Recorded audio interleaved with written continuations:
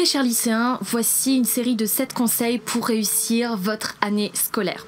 Premier conseil, si vous rentrez en seconde, c'est vraiment de consacrer du temps à votre projet d'orientation qui va se construire évidemment toute l'année, mais se demander pourquoi vous êtes là, quelles sont vos ambitions, quelles sont vos motivations, est-ce que vous avez déjà pris le temps de réfléchir à votre projet professionnel. Tout ça donnera clairement du sens à votre parcours et à votre raison d'être là et votre raison d'étudier.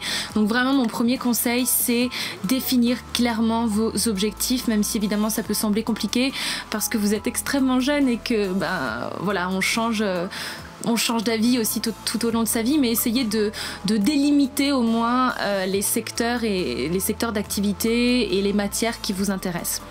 Deuxièmement, évidemment, acheter ou acquérir le matériel adéquat en fonction à la fois des exigences des professeurs, mais également en fonction de vous-même et de votre niveau de soin et de rigueur.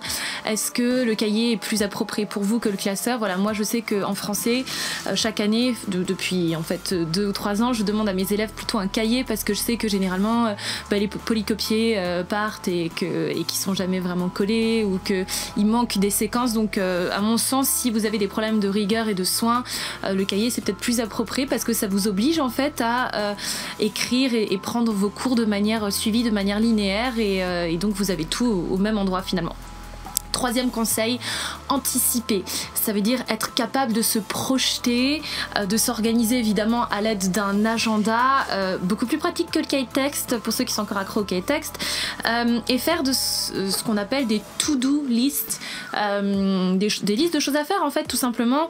Alors moi j'en fais beaucoup, j'en fais tout le temps et ce que ça m'apporte c'est surtout un sentiment d'achèvement, un sentiment d'accomplissement. Ça me permet également de visualiser les tâches à accomplir et à mon avis ça marche très bien. Alors c'est beaucoup moins élaboré que ce qu'on appelle la bullet list dont parle d'ailleurs Solange dans une vidéo que j'avais visionnée à l'époque et j'avais essayé d'appliquer ça avec mes élèves, mais c'est quand même très très élaboré. Mais voilà, la toute petite to-do list c'est vraiment une version raccourcie, minime, mais qui est extrêmement pratique et vous pouvez commencer à en faire dès la journée de pré-rentrée parce qu'au final vous allez pouvoir l'utiliser pour visualiser les tâches que vous allez devoir faire de manière assez imminente, à savoir signer votre cahier de correspondance, apporter un certificat d'assurance, compléter votre emploi du temps, etc. etc.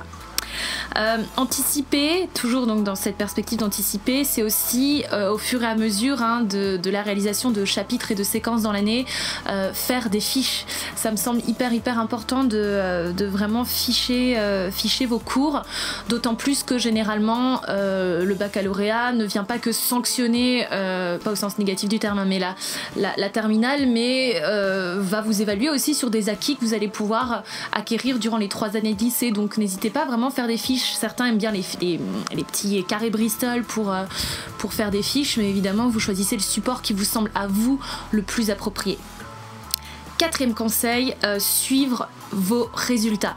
Alors généralement vous allez avoir accès au lycée à une plateforme, une forme d'environnement numérique du travail, d'Antea, qui va vous permettre de suivre vos résultats, mais les professeurs ne complètent pas toujours de manière immédiate cette plateforme et donc vous n'avez pas accès nécessairement instantanément à l'ensemble de vos résultats et de vos moyennes. Donc vraiment moi je vous invite très simplement à utiliser un tableau Excel où vous mettez le nom des matières et les notes par trimestre qui vous permettra vraiment de visualiser vos résultats et puis de pouvoir suivre finalement vos résultats au fur et à mesure de la remise des différents contrôles. Et ça, à mon sens c'est important aussi de savoir où vous en êtes pour que vous puissiez savoir comment progresser et cibler vos efforts dans telle ou telle discipline. 5e conseil, alors c'est un conseil extrêmement basique, mais enfin voilà, si je le dis c'est qu'à mon sens c'est pas toujours fait. Évidemment faites vos devoirs, notamment vos lectures en français. N'hésitez pas à vous faire aider par les assistants pédagogiques si vous en avez dans votre lycée, parce que vraiment ils sont recrutés pour vous aider dans les différentes matières et qui sont très peu sollicités en début d'année. Donc vraiment profitez-en, ne faites pas débourser de l'argent à vos parents pour des cours particuliers. Si vous avez des assistants pédagogiques dans votre lycée, allez les voir, ils sont recrutés spécialement pour ça, ils sont souvent très qualifiés. Donc voilà, venez avec un petit peu de matière, quelques supports de cours pour que vous puissiez travailler sur les matières où vous avez évidemment des difficultés.